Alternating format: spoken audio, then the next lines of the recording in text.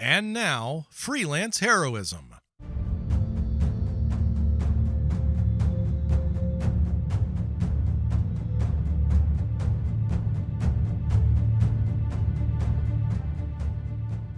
Hey everybody, welcome to Freelance Heroism. My name is Dees. And I'm Rachel.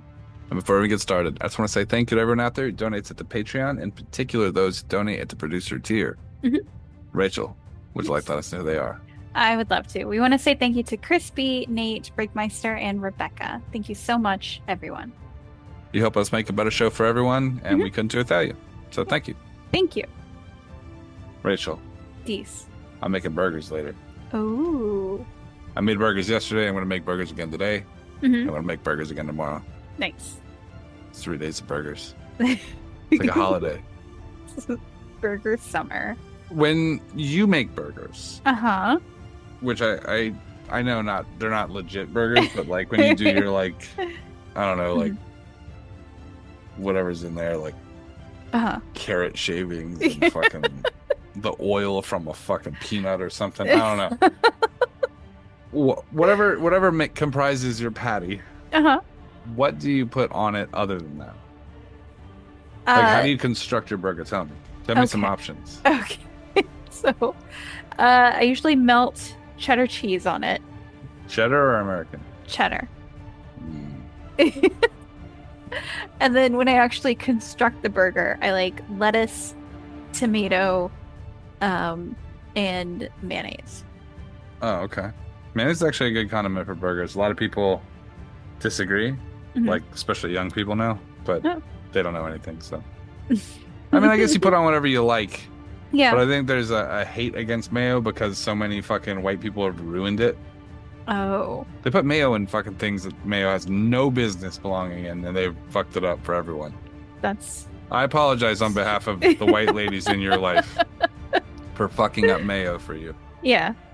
But mayo is in the right amount, where it's like a condiment or like an additive, is good. Yeah. I think on burgers, there's no space for ketchup for me, for my personal taste, but I guess if you want to put sugar on your burger, I guess you can. But like mayo mustard is and you don't like mustard? No, I don't like mustard.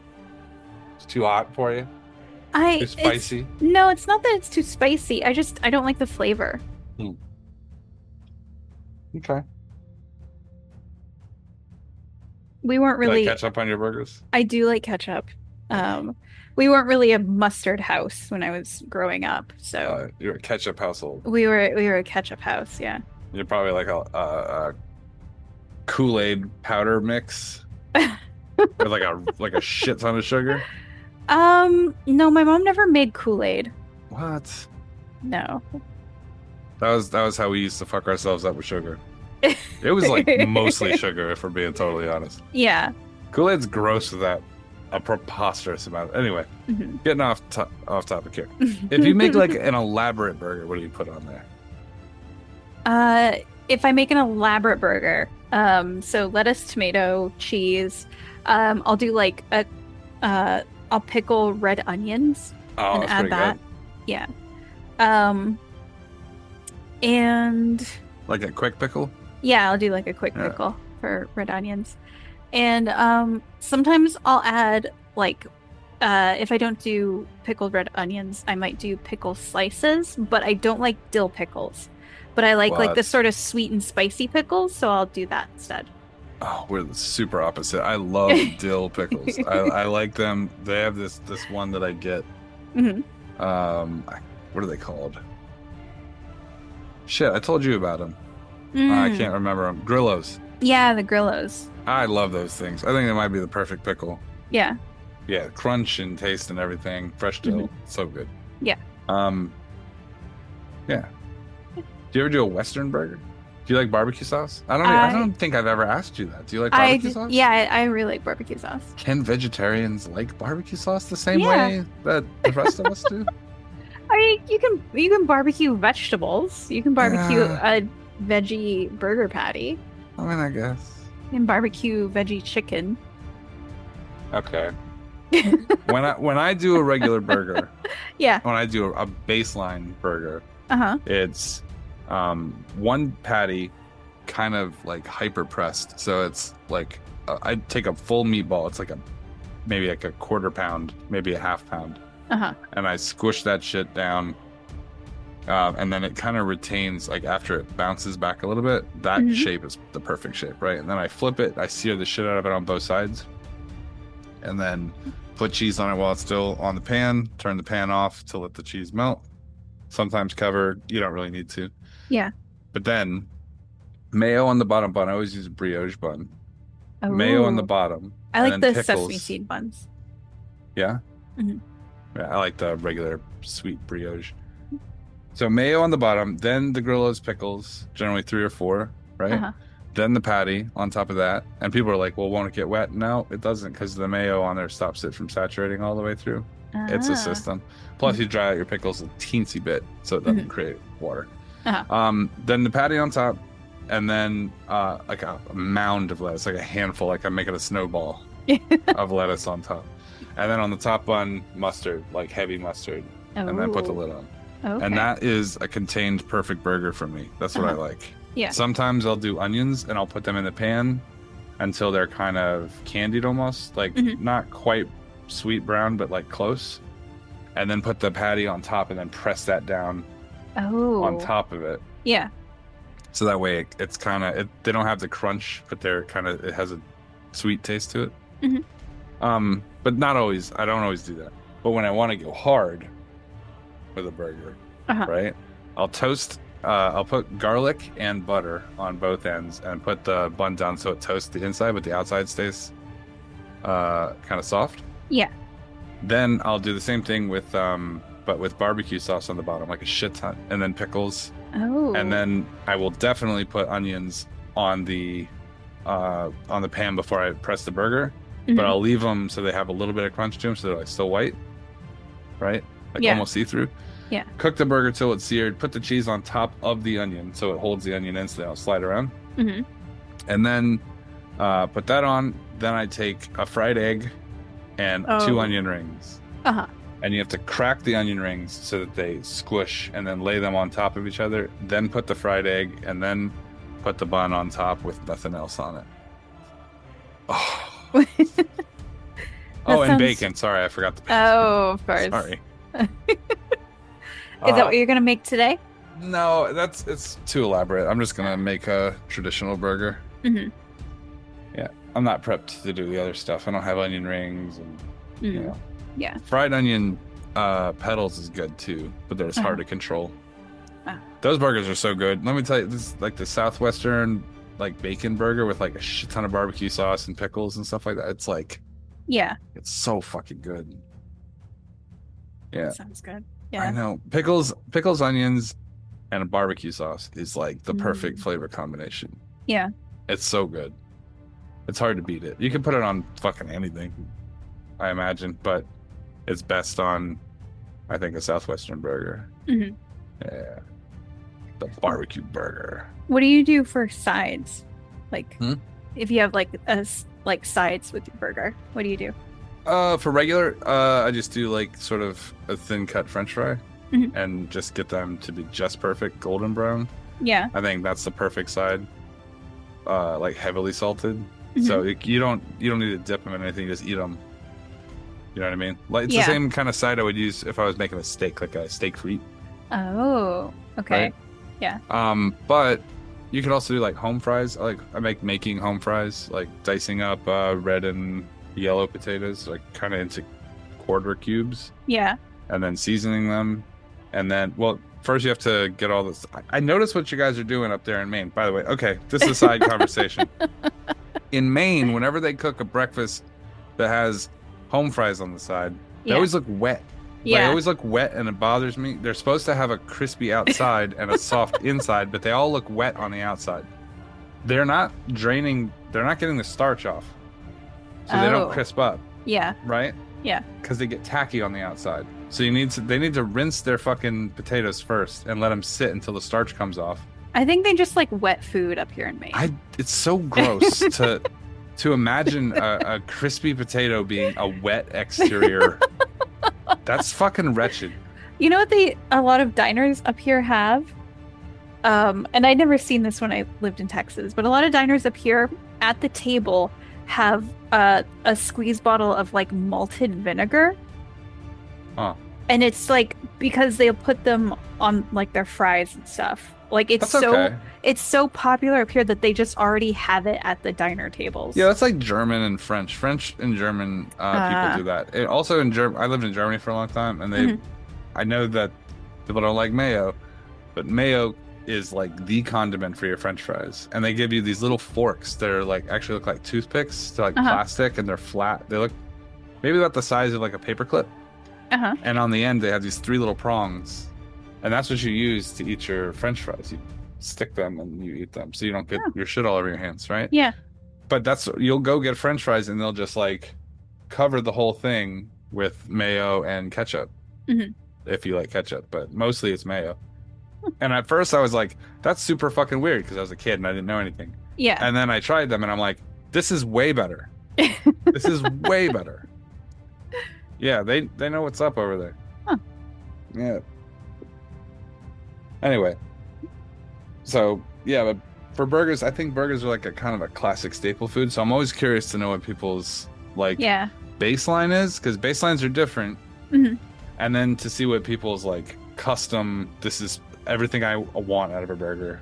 I've noticed like when you show me pictures of burgers you've made, you usually have I'm guessing it's iceberg lettuce that you have sort of diced up. Yeah. I usually do just like a whole leaf romaine, because I usually buy romaine lettuce to make salads. Yeah. And so I just figure that's the lettuce I have. I'm just going to throw down a whole leaf. It's just not as crunchy. Yeah. You want the crunchiness. I think it's more about like no one eating a burger that I make is eating it for the health aspects of it. Do you know what I mean? Yeah. So it's fair. About the crunch. It's like it's not too hard a crunch. It's not like if I were to put like crispy fries or like fried onions on it or something like that. Those should be more crunchy, but I'm talking about like just like a light, kind of cool, crisp crunch. Yeah. I think it's perfect. No, I think it needs to be pre-diced. I think if you got those big kind of leafy chunks that go over it, you get a different texture on the outside than you do from the inside. So I like to have it incorporated. Yeah. I think it looks good. Yeah. I think it looks good. I already have romaine and I don't want to buy a second type of lettuce. If you ate one of my burgers, like if you could eat meat and you could eat one of my burgers, you'd lose your fucking mind. They're so good. Yeah. I normally, like, if I eat something, I'm like, oh, that's pretty good. Or this is so good. Yeah. It's so good. It's frustrating how good it is. Like, I'll always cook one and I'll eat the whole thing. And then I'll be like, I should have made 2. And I know for a fact in my head that if I eat 2, I'll die. I'll just be like moving slow for the rest of the day. Oh. But it's almost worth it. Yeah. It's almost worth it. Yeah. The act of eating it would be worth the pain and the uncomfortable, like that hard breathing, like a sick, like hippo, like, oh, you know? You like that Triceratops from Jurassic Park? I was just thinking of Yeah. That's what I feel like after eating 2 burgers. So someone's gonna come over and just lay their head on your stomach. Yeah. Yep. Yeah. Anyway. Well, do you want to go to this week's episode? Yeah, let's go to the episode. Okay. So we are starting the first of a few Candlekeepers episodes this week. Hey. And this is Candlekeepers, Chapter 19.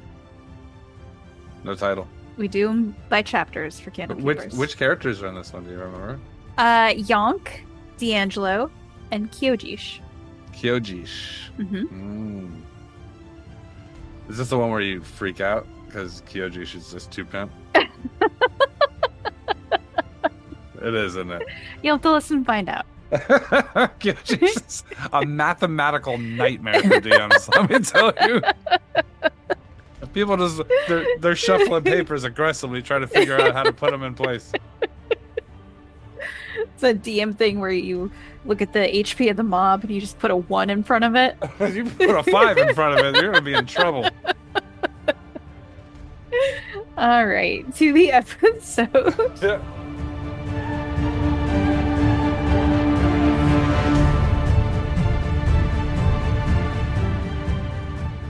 All right.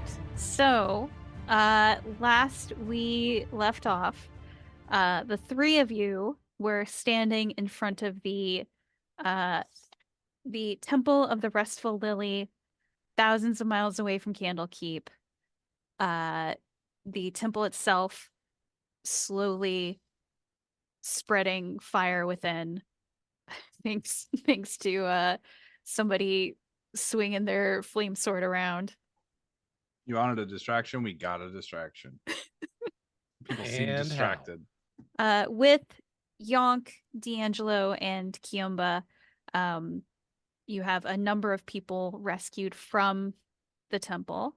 You have Silvari, who has been cursed and it now takes the form of a Medusa. She has tied a band of cloth around her eyes to blind herself because she's worried that she will harm someone. Ilmar, the drow, who is Silvari's friend. A weak dragonborn, her name is Gorba. A kobold named Glitter. And Falthrod, the dwarf that you originally had been searching for, who is now much older and more frail than you recall him being just a few days ago. You also have 4 paintings that were taken from the tower before D'Angelo blew it up.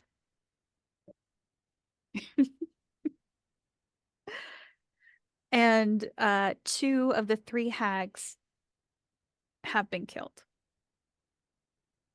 So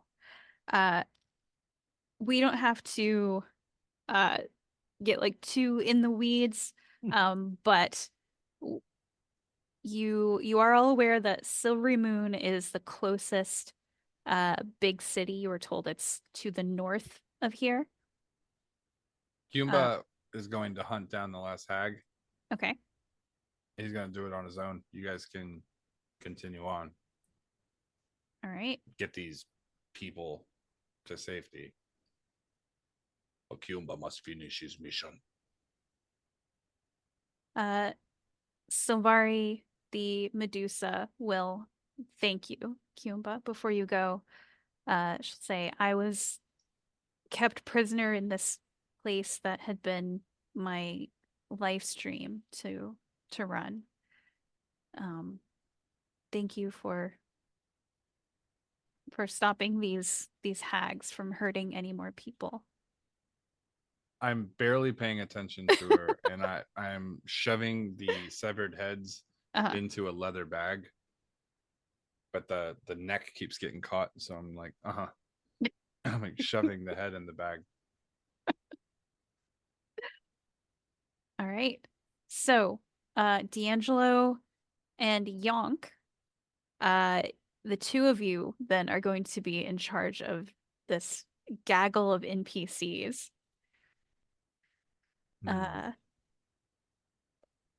Would it be fair to say you are going to make your way to Silverymoon?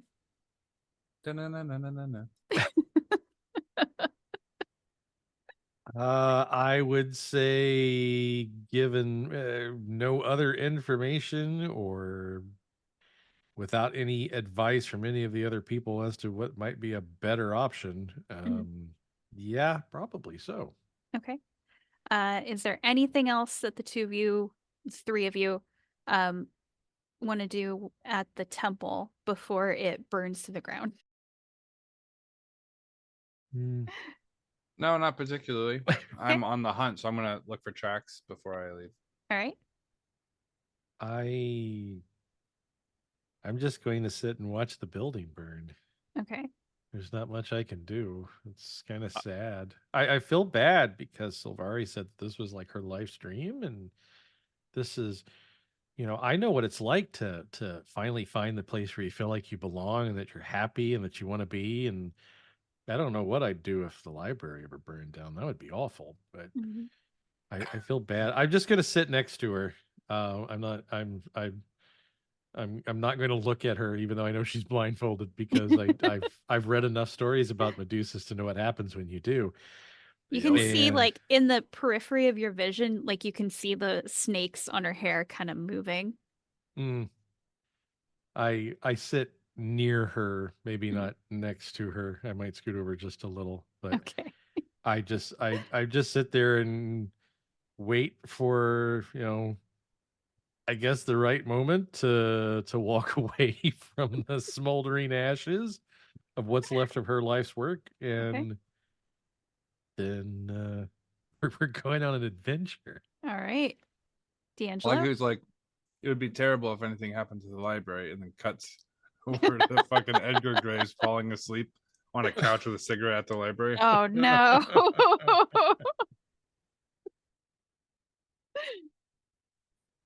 D'Angelo, anything that you wanted to do before you head out? I want to check the paint in the canvases. Oh, that's right. You had looted some art supplies before you blew up the tower. Now it's a party, a supplies party. Give me either a medicine or perception check with advantage. Oh. All right. Perception 0. That's shitty. Medicine 0. So this is all around great times. Let's Okay. first one, perception 9. Second one, 18. Okay. You can tell that the canvas that you got is made from humanoid skin. I drop it. Okay. Like just like the initial reaction, just oh shit. What's wrong, Mr. D'Angelo? I look at the others sheepishly and lean over to my friend's ear, and I whisper, "They're made of human flesh." What's made of that? I point to the canvas. You mean people were painting on human skin? It's a collective gasp. That's Uh, awful. A malevolent cow off in the distance goes, finally it's happening to them. Glitter, the kobold, will speak up and he'll say, yes, the three hags, they each knew a part of a dark ritual to create these cursed paintings. Oh. Do we have to take those with us? I would burn them. I immediately pick them up and take them over to the nearest stretch of Wait, fire. What? No. Not yet. What? Why? You want to keep these? Silvari will speak up and she'll say, I think perhaps the paintings that they created of us are the key to removing our curses. Oh, okay. Well, then.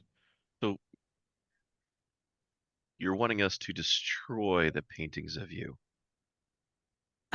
Glitter will say, well, I just meant the blank canvases. I wouldn't let those fall into someone's hands, but No, I'll hold on to those for safekeeping. Glitter points at the painting of a male tiefling with sparkling violet eyes who's wearing many fine jewels, and he'll say that one's mine. Hold on. Who said that? Glitter, the kobold. Oh. Are you saying this is what you really look like? Yes. You wanting us to burn it, or do you want to burn it yourself? No, I want to keep it until we can get somewhere to study it. D'Angelo wants to burn some fucking paintings, man. So like, oh, you mean I give him his painting. If that's his, I give it to him. I'm not going to hold on to his painting. Okay. Yeah. The The other paintings are a brawny female golden scale dragonborn warrior engaged in battle. A Yonk. youthful male Hey. shield dwarf dancing at a feast. And a radiant female moon elf gazing upon her own reflection. Hey, girl. How many scales you got on that tail?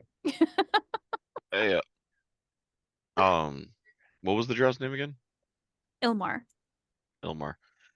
Ilmar, I'm assuming the elf with the mirrors, Silvari. Yes. Oh, And then I'm you and her gonna can have it. Okay. and I take the painting of the dragonborn to Corbo. I think this one must be yours then. Thank you. Girl, you thicker than a bowl of oatmeal. It is a very pretty picture. I hope I remember, members of my clan being very courageous in battle and looking like. I hope whatever we can do to help, we can get it so that you get to be like you were in the picture again. I hope so too. Thank you. That's so mean. Young's like, because you look busted right now. You said busted at the same time. It's perfect. Oh my god. I mean, he totally means it as a compliment. He's like, I would, if the painting has made you, but yeah, it's like when a kid gives you like a tone deaf kind of compliment. Exactly what it's like. Man, you don't look as ugly as everyone says. What? Kiamba, why don't you give me a survival check since you are checking for tracks? 15. You find the hag's tracks along with the tracks of the dog that you saw before. That was Friends. Yes. I must bid you adieu now. I've got something I have to do. Okay. It was nice making your acquaintance, Lizard. And you, sad boy. So you're not going to come back to the. But what about your research and the whole thing with you being the king and all that stuff? It's important to serve. Only a king. Only someone who serves the world can be king. It would be shameful to leave this unfinished. Okay. Well, I hope we see you back at the library soon. I can't wait. As I understand it, things are in disarray and I still have a few days. Ha ha ha ha. That's how he laughs. I should paint him before he leaves.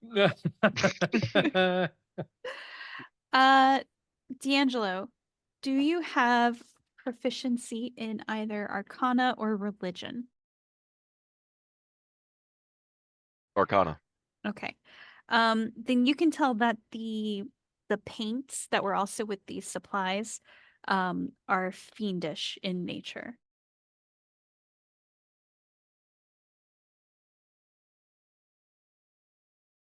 Intriguing.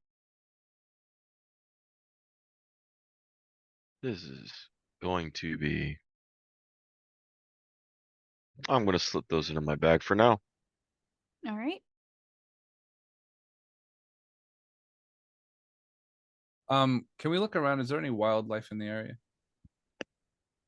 Are you like immediately looking around, or are you sort of checking for tracks for wildlife? Tracks and broken branches that might have been nibbled on. Yeah. There's like squirrels, rabbits, you see sign of deer. Deer. I'm gonna kind of look towards the group. Large deer? Question mark. Yes. Good. I'm going to throw the bag over my shoulder and hitch it to my armor. And then I'm going to reach into a bag and pull out like 30 feet of rope and start winding it around my arm. Uh-huh. Since I don't have a horse, I'll find a deer. And he's like, I bid you adieu. And he just hauls ass into the woods, like just through the trees, like Naruto runs. he's a brawnier type. He's like a trapezoid with the sharp point at the bottom, and he's just kind of. All right. So, Yonk and D'Angelo, after Kiumba leaves, you're left to sort of watch as the fire takes the temple. And then there's really nothing left but to make your way to the main road and start to head toward Silverymoon. Let's do it. It is slow going at first because you have a woman who is blind, you have two very frail NPCs and a tiny little kobold. But luckily, not too far into your travels, you find two bickering halfling women on a cart that are leaving the temple, that are arguing about who ruined the vacation. And they are happy to put some of the NPCs on the cart to help get you guys moving at a steadier pace. That's good. Do we have to listen to them argue the whole way, though? They are going to argue the whole way, yes. It's going to make Yonk very, very anxious just to be stuck listening to the two of them argue with one another. I wish they would leave us like all the other friends we have. Well, welcome to the Black Parade, my friends.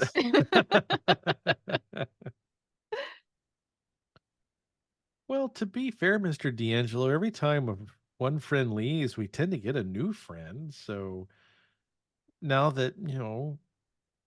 Cumba's gone, maybe we'll make another one. And they'll leave, and then we'll make another one. Well, and it's just a revolving door. Well, I mean, the alternative would be just to never make new friends again. And besides, And I'm not going is anywhere. the only part of the word that I heard. Is that a fucking cake reference? Yes. I was lighting a cigarette and I was scrambling for the mute button to try to get that in. Yeah. I was waiting to see if you were going to say something, because if you weren't, I was.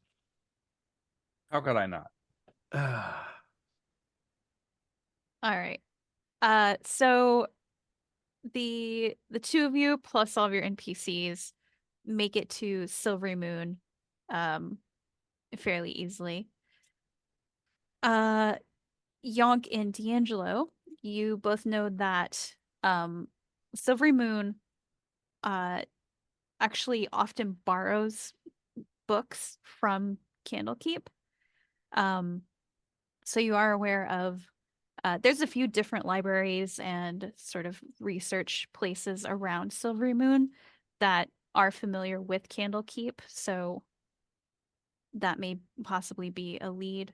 You also both have like 500 gold before you left, so if there are any supplies or anything that you want to purchase while you are at Silverymoon, you can do that as well.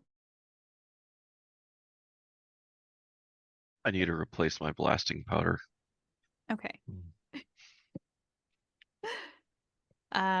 You should be able to find a replacement. All right. So when we get to Silverymoon, are our NPC friends going to go off on their own, or are they counting on us to help them? At this time, they're looking. I mean, a lot of them are pretty lost. Silvari, she's been kept like prisoner for the last 10 years. So she does have Ilmar with her, who D'Angelo, Ilmar is a harper, so he does have connections. So if that's sort of a responsibility that you want to put to Ilmar, you could raise that with him. Well, I think what I will do to help everyone out is I'll use some of my gold to make sure that they all have nice, comfortable rooms to stay in while we're here, while they try and figure out what's going on with their paintings. And Okay. It's so five gold ahead, 35 gold for the snake haired bitch. Got biting holes in all my pillowcases. whatever that ends up costing me, I'll deduct from my 500. We'll say 40 gold Hmm. for like a few nights and meals. Man, I thought I was going to put them at the Motel 6, not the fucking the Regency. Well, also you have a Medusa with you, and Well, there's that's not true. a lot of places that like Silverymoon is like known for being pretty friendly. But a Medusa is kind of Yeah. well, Medusas aren't really known for being the most well, true, but friendly I of mean, I people. would say she's not like a true Medusa. She was Right. cursed into Peasants becoming. always think about that when you're walking through their town. Yeah. They don't say, "Oh, a monster." They say, "Oh, what the struggles of that woman." Yes. I mean, she does. As a farmer, I identify with the struggles of everyday people. There's also the fact that if she just takes off her blindfold, she could just start petrifying people. Start cyclopsing everybody. Yeah. Got it. Okay. Here, take this torch and pitchfork. It'll help you get started. All right. Well, I will gladly spend 40 gold to make sure that everyone is accommodated. And then I am not the right person to go do research. I guess I would point out to Ilmar at least where I know one of the libraries are, because I know that I'm constantly in contact with that particular librarian about exchanging children's books back and forth. And that, maybe they could start there doing some research or finding someone that could help them learn about what it is that's been done to them and how to reverse it. Okay. He thanks you. Say, do you should I just ask for them? Do you want to make an introduction? I can go. Actually, I really should go, because I've never met them face to face. We've only ever corresponded through letters and stuff. So yeah, I very much would like to go and introduce you, because I get to introduce myself too. That'll be great. Great. He'll make sure that Silvari and the others are comfortable in their room first. D'Angelo, are you going to come as well? Yes, I will join as well. Okay. So the three of you head to the Crystal Archives. And Yonk, you know that this person's name is Zinran Fleistrel.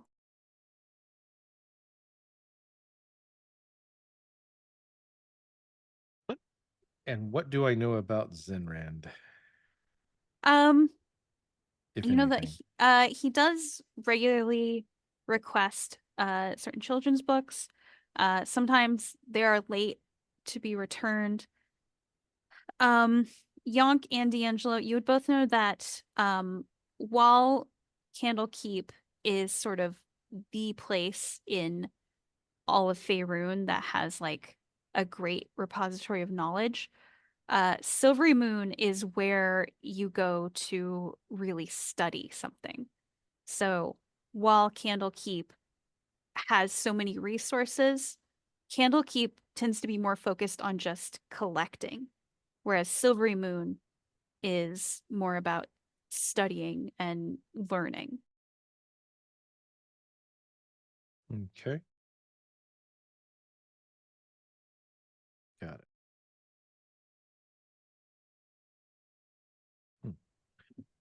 Well, I'd have to imagine that if anybody can find someone to help you out, or at least to point you in the right direction of the library, then it's got to be Zen.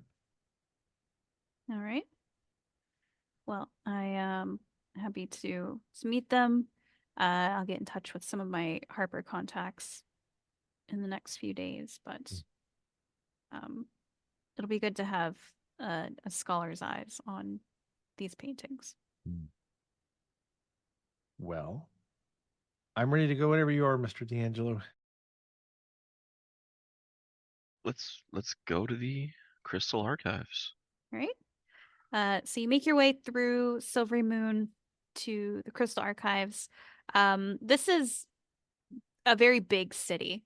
There are a fair number of guards that are dressed in like bright silver armor. There's a river that runs through just about the middle of Silverymoon. And there is the Moon Bridge, which is sort of the main kind of road that goes over the river. This bridge, though, is made basically of magical force, so you can like see through it as you cross over it. There's a lot of people crossing to and from, though, so nobody seems to be nervous about like falling through the bridge. But you eventually make your way to the Crystal Archives, where Zinran does indeed work. And soon enough, a male Eladrin elf shows up.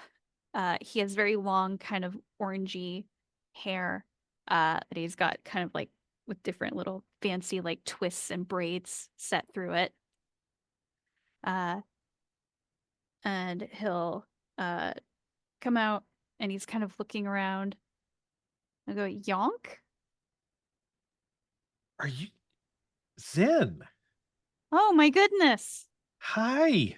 It's so good to me. I reach out, I grab his, like, I swallow his hand up in my hand, and I just shake like way too vigorously and enthusiastically. He's sort of like grabbing your hand with his other hand. Like he has like the very sort of like very delicate elven not for hands. long. Those are all gonna be broke. All those fingers are broken now.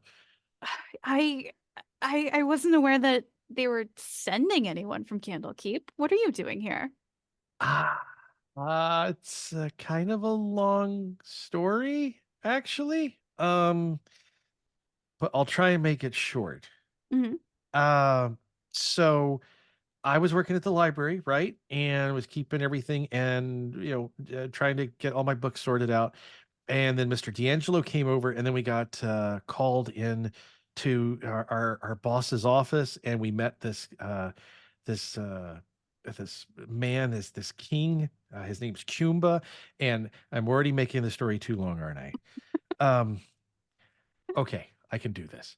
We had to go find one of our shelf cleaners, and he got sucked into a magical book, and we ended up following him, and we ended up at this place that was really cool. They had like a swimming pool inside and this big cafeteria that served what I learned later was not food, but that's not important right now. All right. And then there were these ladies outside, and they were going through this big exercise thing. It was like recess. It was really cool, but they were really angry at each other and just not very happy, and they made me very nervous.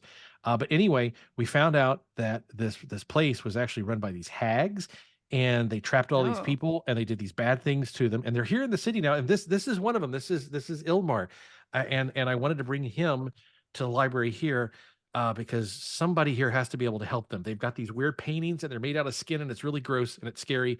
And somehow there's like magic involved. It's got to be able to like turn them back into the people they used to be, because one of them is a Medusa, and she's got snakes on her head. And then there's this really nice dragonborn lady who looks a lot older and tired compared to her picture that she's got painted of her. And there's a kobold, but he's actually a tiefling, which is weird because I don't know how that works.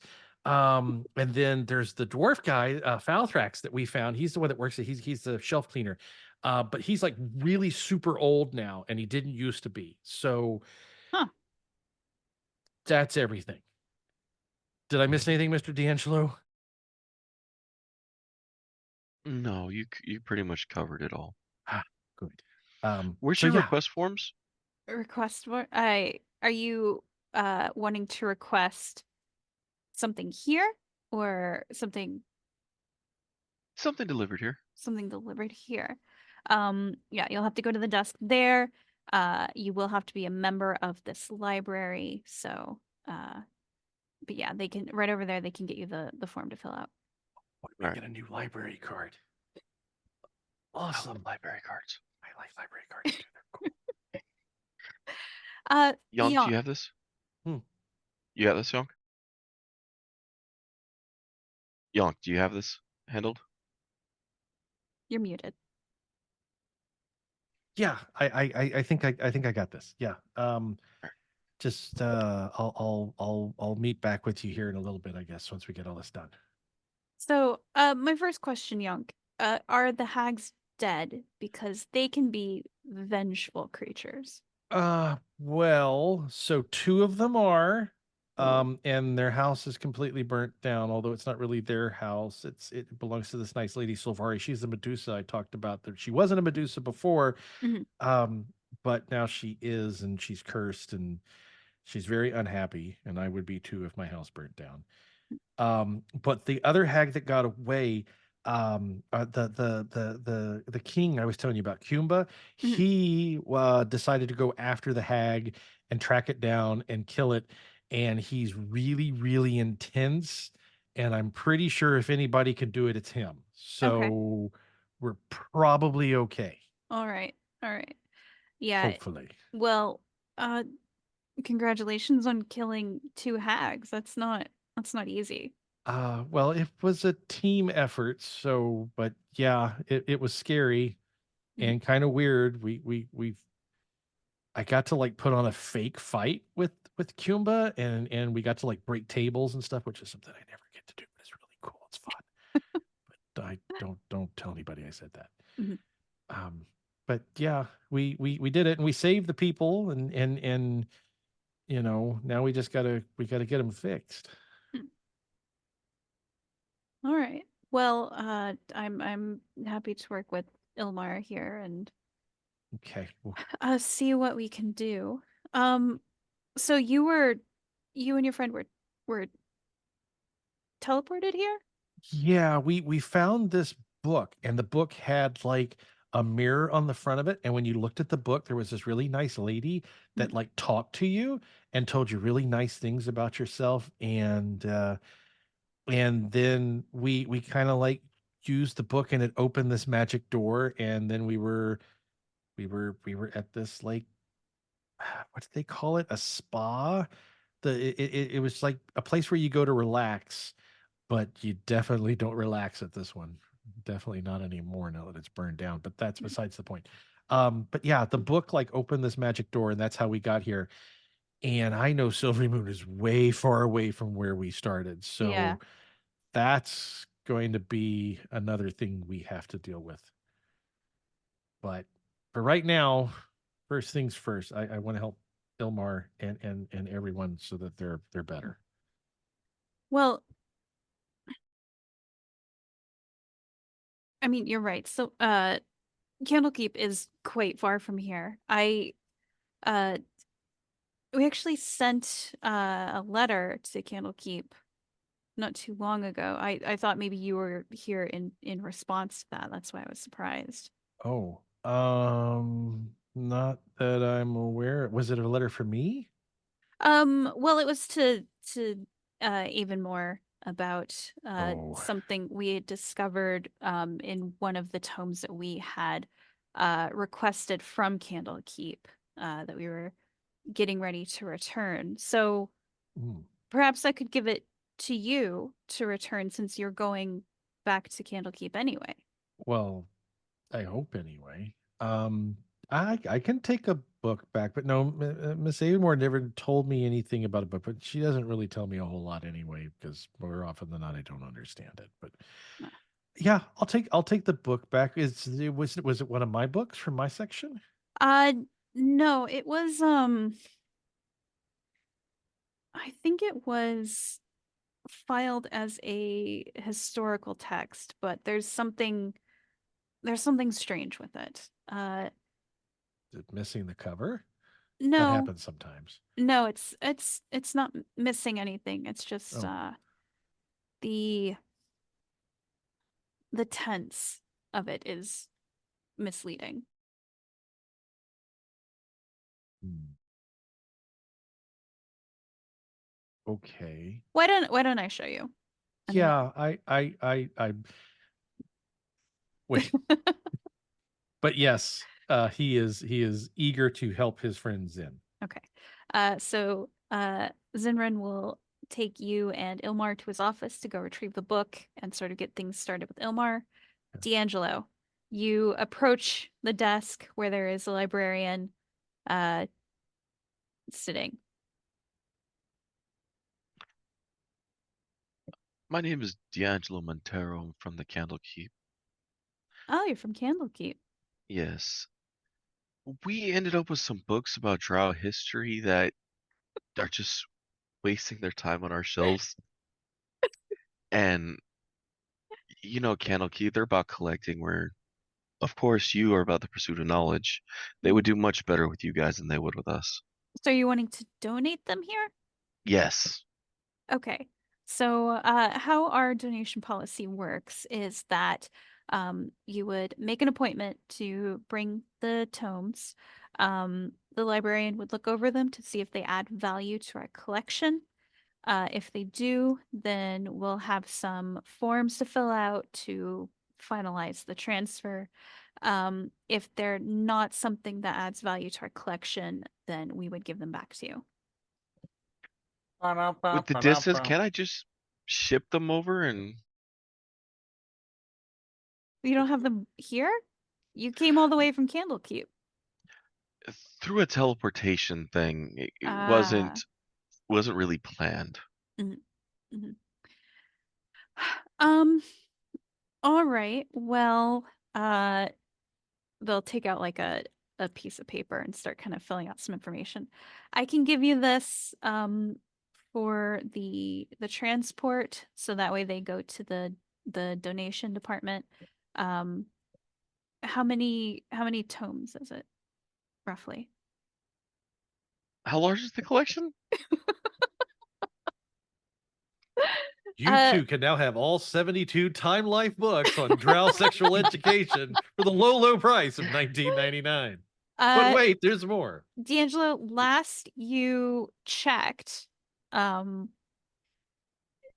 you probably have about, I would say, maybe like 50 to 60 of these titles, because you do keep missing the collection development meetings. So, Underdark, I believe the Underdog. collection is now about 60 tomes in total.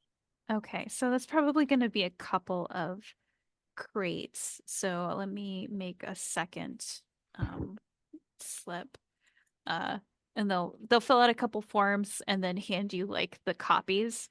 Like just attach those to the crates when you send them out here, so that way we know uh what exactly they're for.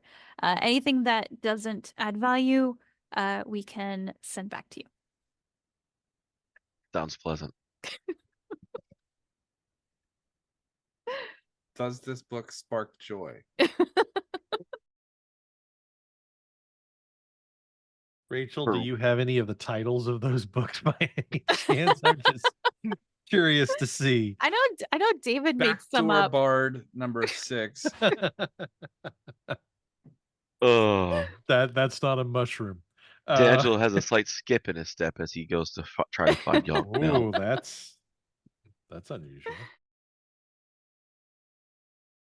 D'Angelo, you find Yonk and Ilmar in one of the nearby offices. Zinran left the door open a little bit. It's a pretty messy office. There's a lot of like books and papers. One wall is just like a big chalkboard that has a lot of different kind of notes and like arcane sigils and things like that on it. There's also another wall, because he is an elf. It's just like uh like lattice with like plants all over it, and then like the plant leaves are like braided into like these intricate designs, and then there's like glowing crystals and like little motes of light kind of just like slowly. There's like a mist, as though there was like you could hear a waterfall when you stand near it and feel like a mist, but there's no waterfall there. And then if you're very quiet, you can hear just like some like chanting of like just very like elven chanting when you stand near this wall. I was thinking that he was going to have his version of like, the yarn and everything, but it would just be like vines between little thumbtacks here and there. Zinran will look up and be like, oh, D'Angelo, right? So Yes. I was just showing Yonk this tome. We actually borrowed it from Candlekeep for some study. We thought it was a historical text about the Gripply, but well, it's very strange. He will show you this book. He'll hand it over. Whoever takes it finds it to be surprisingly light. The cover is like this kind of dark green leather with these like straps on it, and then like these little metal twists that you turn to unbuckle the straps. Opening the cover reveals that the inside of the book is actually hollow. Inside of it are 3 intricately carved hollow wooden cylinders and a linen bag that's been decorated with what looks like a drop of water on the front of it. I closed the book immediately. You all right? Last book took us almost halfway across Faerun. Well, there's no teleportation magic with this book. There's no magic associated with this. Open it again. You can see each of the cylinders have different like carvings set into them. You're missing 2 of the 5 elements.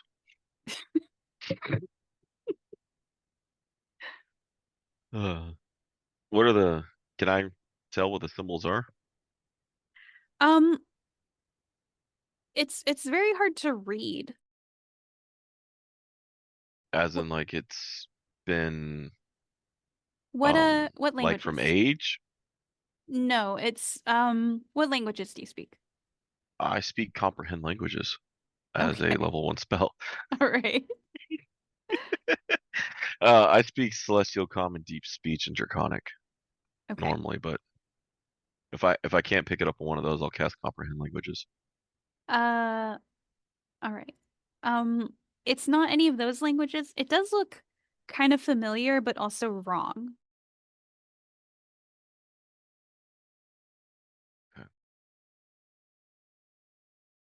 All right, I'll cast comprehend languages. Okay.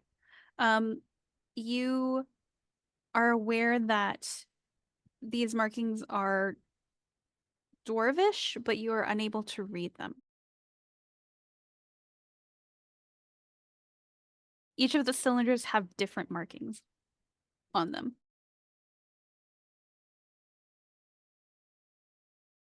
This is odd. Hmm. Well, It's not. It's Dwarvish, but it's like legible Dwarvish. Zinran will nod. He'll say, "You have to." And he'll gesture at the bag.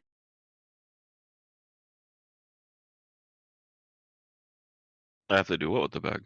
So there's a powdered clay within the bag. We take some out, and he'll go and get like a pitcher of water. Okay. He'll pour some of the powdered clay into your hands, and then he'll pour some of the water from the pitcher. He'll say, just sort of work that into a clay, and then he pushes some papers back to clear a spot on his desk, and be like, just flatten it out here on the desk. I do so. All right. Now, just take one of the cylinders and roll it across the clay. I saw for a second. I've read this book. This doesn't end well. I'm not sure. Roll the cylinder over it. So as you roll the cylinder out on the clay, the words become clear. They become legible.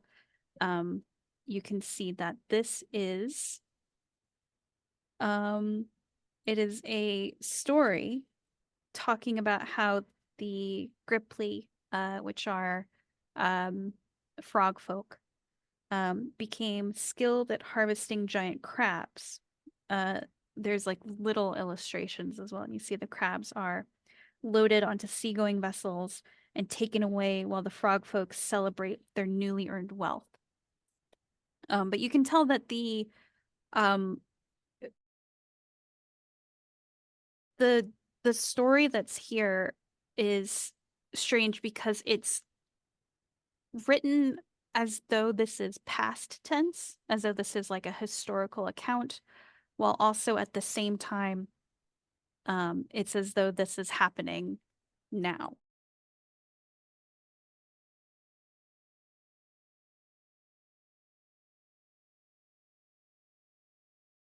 Zinran Intriguing. will hand you another cylinder, and he'll say, "This is the second part of the story." Yonk, do you want to turn? Guess. I'm just Young's excited just to get to play with clay. Yeah, I figured that part, so I hand him the clay. And he will do what he saw Zen do and make up another batch of clay and repeat the process. Okay. So the second cylinder, the story begins with serpent creatures lurking ominously outside the Gripply village. The serpent folk rush forth, capturing or killing any of the frog folk who try to stand against them. As the village falls into disarray, the giant crabs escape from their cages and head back into the sea.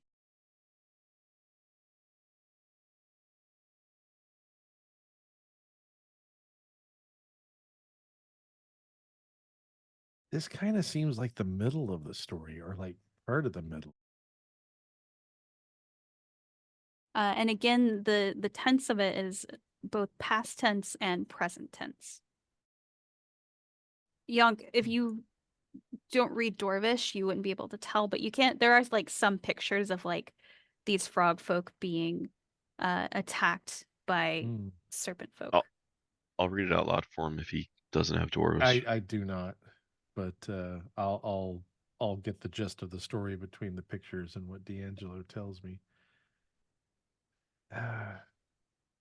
It's that's a it's a weird book. It's or a weird story because is this typically when I read stories to the children, the stories are always about like things that happened a long time ago in a place far away, and they're always like stories about things that have happened. And the way you're explaining this one, it's weird. It's like the story is happening right now. I don't understand why is it written this way, Mr. D'Angelo? I I am unsure.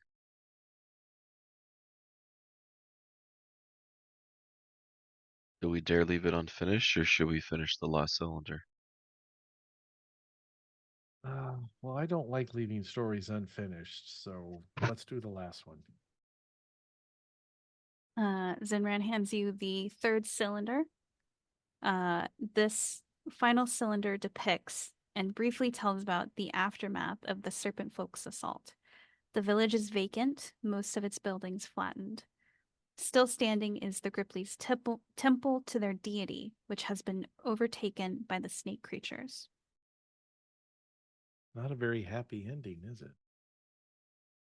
No. So, from our studies of this, it seems as though while this was originally thought to be a historical text of the destruction of the Gripply village. We think something about the tense of it is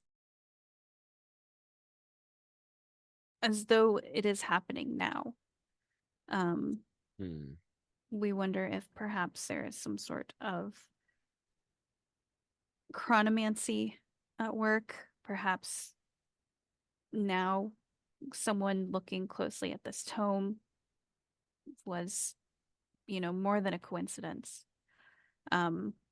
This is why I wrote to Candlekeep about this.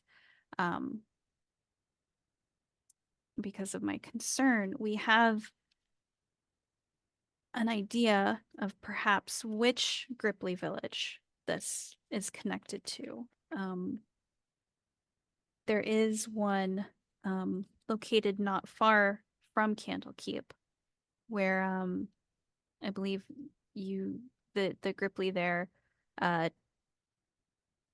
trade fresh seafood for goods. So what I've been trying to do is organize something to have someone check on the village, investigate what's going on, and hopefully remedy this. I've made contact with a captain who does some trade with Candlekeep, often running the shipments to and from the Gripply village to Candlekeep. He should be in Neverwinter, and I could. He does some business with us. I could write a letter of introduction, get the two of you,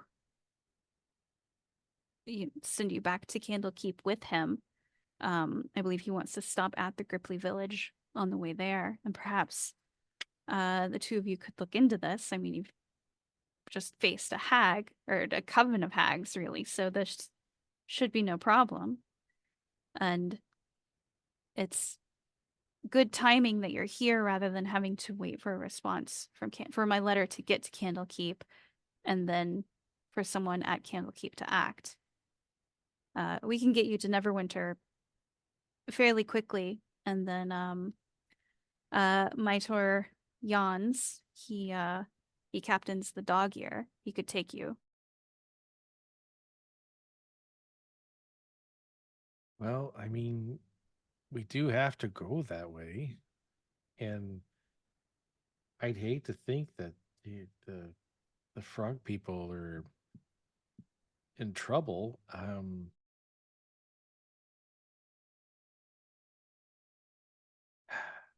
I guess we can help Mr. D'Angelo.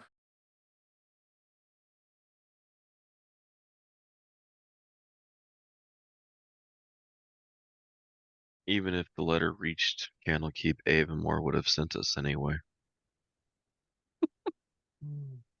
That's true. She does like sending us on these kinds of jobs, doesn't I think she? she hates me. Avonmore doesn't hate you. Or she's just giving me my heart's wish by sending me into death. In which case, she's your best friend. I'm sorry that you've become my friend too, and she sends you to your death as well. Well, I don't think of it that way, and I'm happy that you're my friend. I like having friends, and you're a I good enjoy you as friend. You're my friend. sad, but you're nice. You don't. You're nice too. Okay, well, I We can go. guess we can. We'll go and we'll go to Neverwinter. I've never been to Neverwinter. Wow, Does I'm the gonna. story change? How many times have you guys rolled the cylinders? It's been the same each time. And So you haven't detected any magic off of it? not on the device itself, although who's to say that whoever carved it wasn't under the influence of magic. Okay.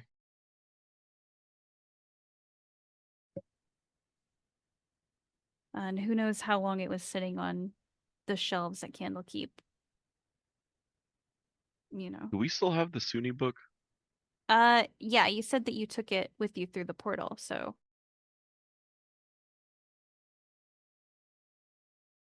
We're gonna open a curse bookstore one day.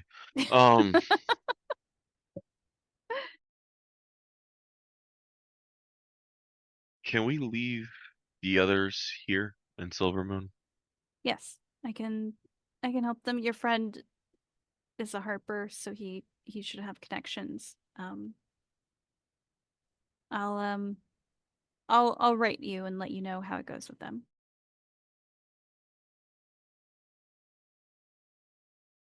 All right. Yonk, how do you feel about sea travel? Mm, well, I mean, I used to go on a boat fishing back in the village, and that was okay. But I've never been on a big boat. Uh, I I think I'm okay. We I shall always like new experience this adventures. together. Okay. Is this going to be your first time on like a big boat? I I normally don't leave solid ground. Hmm. Well, I mean, you're still going to be on the boat. That's solid. Hmm, sure. Boats are made out of wood. That's solid, right? It'll be fine. We'll be together, and I don't know. I felt like I was a pretty good swimmer back at the spa, so if something happens, I'm sure I'll be okay. Yeah, we'll Okay. be good. All right. Man, a boat ride, and I get to go to Neverwinter, and I got to meet Zen. You know, So without all the stuff about the hags, this has been a really cool trip so far. so D'Angelo, you also from a few adventures back, you do have a ring of swimming. Yes, I do. So there's always that.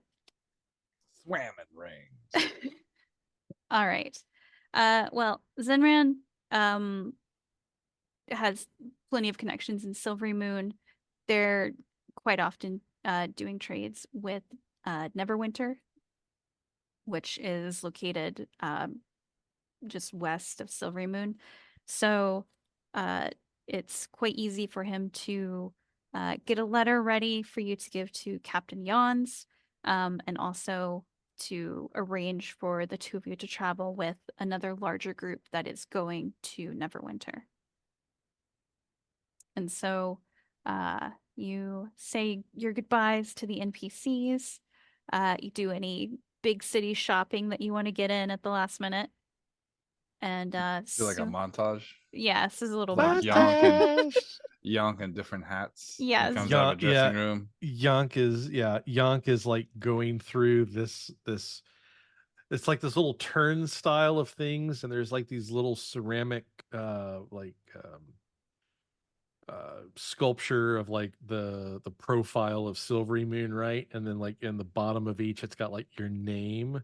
So he's like looking through, and he's like, Yancey, and Yvette, and they don't have a Yonk, Mr. D'Angelo. I wanted to bring one of these back and put it on the wall in my section to hold up the calendar. They don't have one. That they're elves. They love craft time. Just ask them. Oh, They'll weave you one fresh.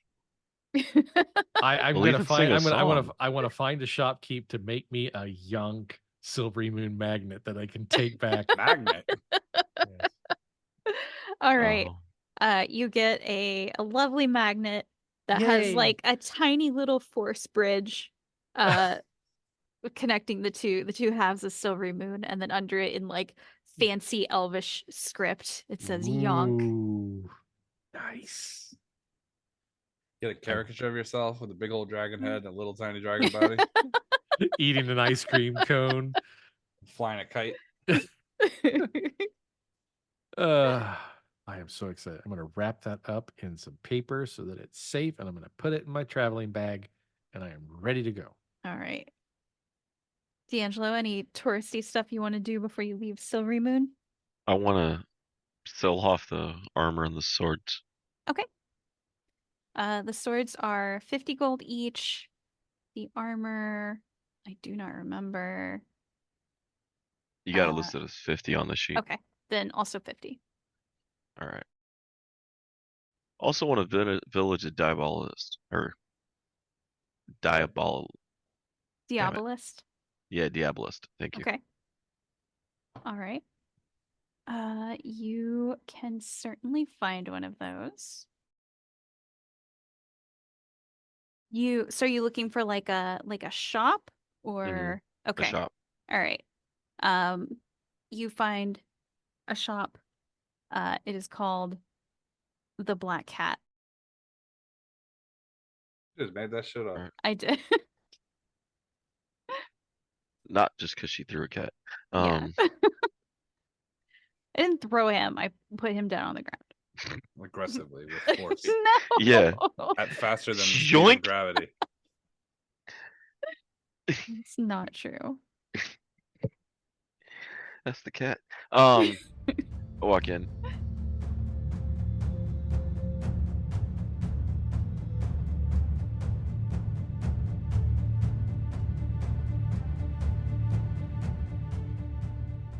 Thanks for stopping in and listening to Candlekeepers by the Freelance Heroism Podcast crew.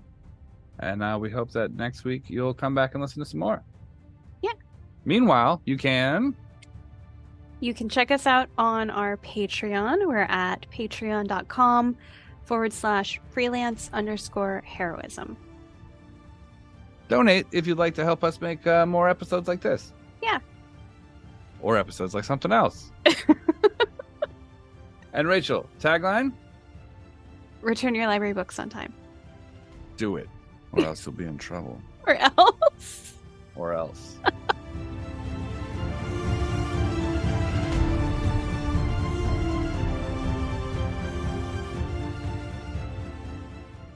All right. So this is not part of the game, but I just need something to entertain myself real quick. Okay. Uh-huh. Edit this out. Okay. Would you rather have your eyes move 2 inches closer together or have them move 2 inches further apart? All right. Let me know. Go ahead. What do you think? Closer together, further apart. Further apart. Really? Yes. And I'll tell you why. Why? It'll make me less susceptible to predators. That's what I was gonna say too. You think Better you guys, peripheral you vision. think you think you get attacked that often that would pay out?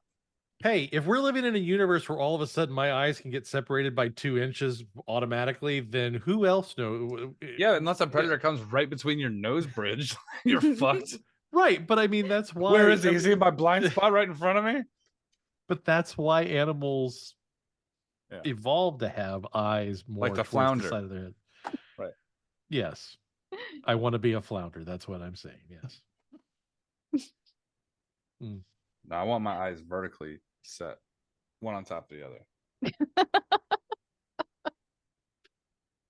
That way when Okay. I'm sleeping, they can open up and see you perfectly clearly.